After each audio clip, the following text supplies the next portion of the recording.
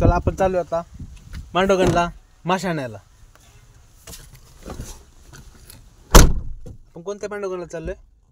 फराटा मांडोगण, भीमा नदीची. ओके चला तुम्ही. Do wear your seatbelt for a safe drive.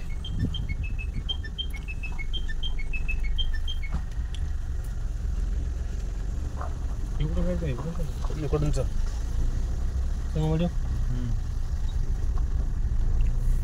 थोडं लांब पडू दे पण आपलं सुरक्षित. तर आता आपण चाललोय मांडगणला स्लरीसाठी मासे आणण्यासाठी. तर तिथे खूप स्वस्त मासे मिळतात, इतर मार्केटच्या दृष्टीने अत्यंत माफक दरामध्ये मिळतात, म्हणून आपण चाललो आता मांडवगणला मासे खरेदी करण्यासाठी. तर चला आता आपला व्लॉग चालू राहील तोपर्यंत. असं तुला कुठं जायचं सांग मला. मांडवगणमध्ये 200 रुपये डिकम्पोजर आहे. 150-150 रुपये पडत असतात. नाही आता मांडवगणला काय रेट आहे ह्याला माशांचा? 40 रुपये. आपल्याला घ्यायची किती 20 किलो? 40-40 800 रुपये काय नाही. चला आता आपण मांडवगण पार्कला आपली म्हणते काठी मासे आणण्यासाठी स्लरीसाठी.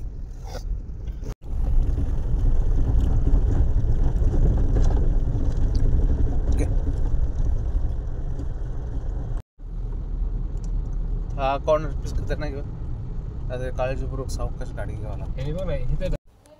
तर हा आहे संगमवाडी रस्ता. आता आपल्याला पुढं बंधारा लागणार आहे आणि आपण त्या बंधाऱ्यावरनं नदी क्रॉस करणार आहे. मग आता आपण आलो घोड नदीच्या पात्रात. आता आहे किटी बंधारा संगमवाडी. तर हा बंधारा जवळपास 30 वर्षापासून आहे आणि फक्त तंतोतंत ह्याच्यामध्ये एक 4 व्हीलर बसते. वन साईड 4 व्हीलर बसते फक्त. एका वेळेला एकच वाहन जातं. हे पाहू शकता आपण, एका वेळेला एकच वाहन फक्त जातं. आणि हे घोड नदीचं पात्र तसं खूप डेंजर आहे आणि धोकादायक आहे हा वाहतुकीसाठी. पण आता इथल्या स्थानिक लोकांना सवय झालेली, त्याच्यामुळे आता सर्वसाधारणपणे सगळे लोक याच रस्त्याने जातात. चला तर मग आता आपण मूव ऑन करूया.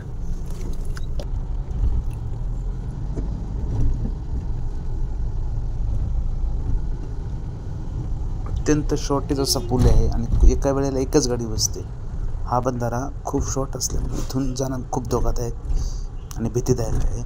तुम्हाला हा बंधारा कसा वाटला हे कमेंटमध्ये नक्की सांगा.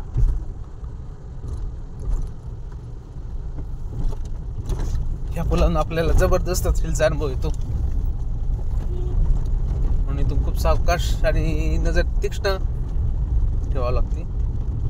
अजिबात विचलित न होता का ड्रायव्हिंग करावं लागते. रस्ता इथं खूप खराब आहे. ओके तर जवळपास जबरदस्त ड्रायव्हिंग करावं लागते इथं. रस्ता एकदम खराब, जागेवर युटर्न जास्त. ओके तरी इथून लोडची वाहनं नियमितपणे जात असतात अशा रस्त्यातून.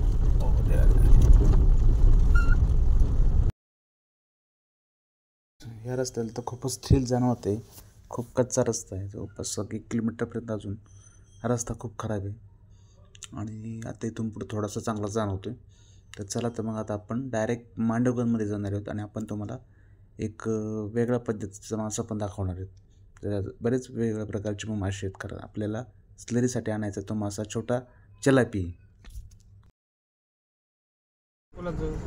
तर आता आपण नुकताच आलेलो आहोत मांडवगण गावाजवळ. चला तर मग जाऊ आपण फिश मार्केटला. प्राथमिक शाळा आहे ना,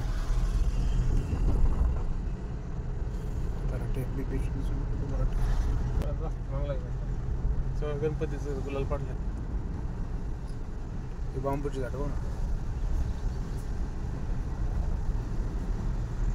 लाईट लवकर लागलेले आहेत. प्रत्येकाला लाईट बिल पैसे द्यायचे माहिती आहे. पुढं बघितलं का गाडी दिसली गाडी चांगलं कसं एकदम पातळ झालं, एकदम प्रोफेशनल झाड बिड ते वडाचं झाड बघ ना, पाहिलं कसं केलं ते कट केलं. हे कोणतं भोपळा. प्रवास करताना अवतीभोवतीची शेती ही खूप सुंदर आणि वेगवेगळ्या पद्धतीने केलेली आपल्याला जाणवते आणि आसपासचं जे वातावरण आहे ते सुद्धा खूप छान आहे. ते सुद्धा आपण व्हिडिओमध्ये दाखवत आहे, कारण की इथली शेतीसुद्धा खूप आधुनिक पद्धतीची आणि नाविन्यपूर्ण नेहमीच असते. रहू हा कोणता मासा आहे? रहू हा कतला आणि बाकीचा सगळा कतला आहे का? चला ओके क्वालिटी.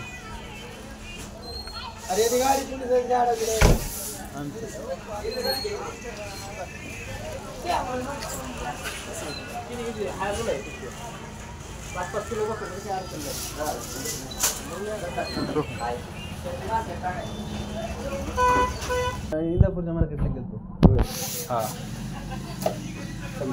झटके बाजार. ओके.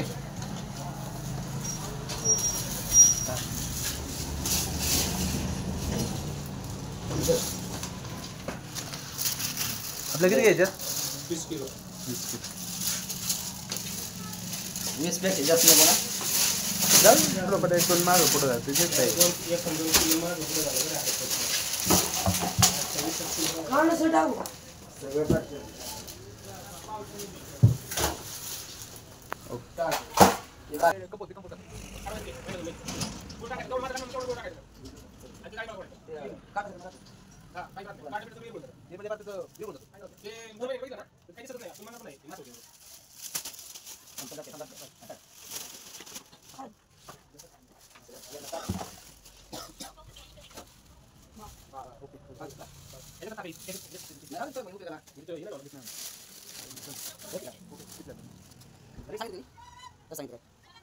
सांगितलंय कुठली काय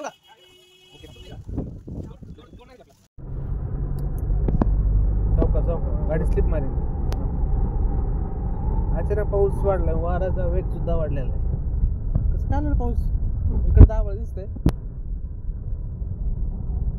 पाऊस यायला काही स्कोपच नव्हता, पण अचानक पाऊस आला.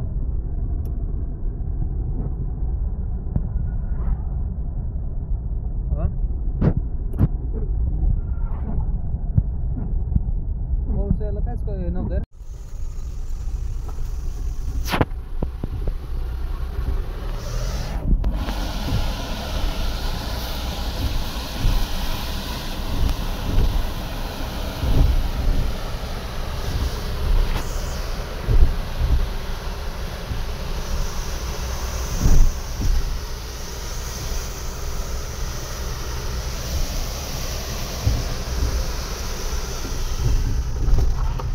पार्क बरोबर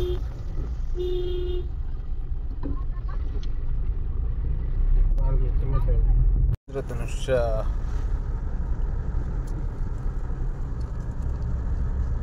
अवकाळी पाऊस आहे राव.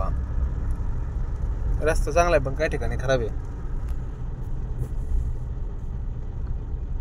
इथं डाळिंब बाग पहिला काढून दुसरा लावलाय. वन स्टम्पिंग केली काय नाही, पहिलं काढलाय ना. पहिला काढून दुसरं लागवड करून चालू आहे. नारळाची तर किती छान असते इंद्रधनुष्य.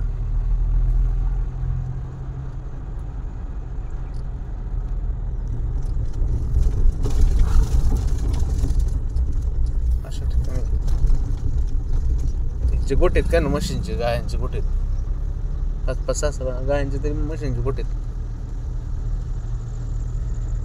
कपाशी लागवड आता सुट्टी झालेली. आता वाजलेली 6. आता शेतमजुरांची सुट्टी झालेली. पूर्वी डाळिंब होतं.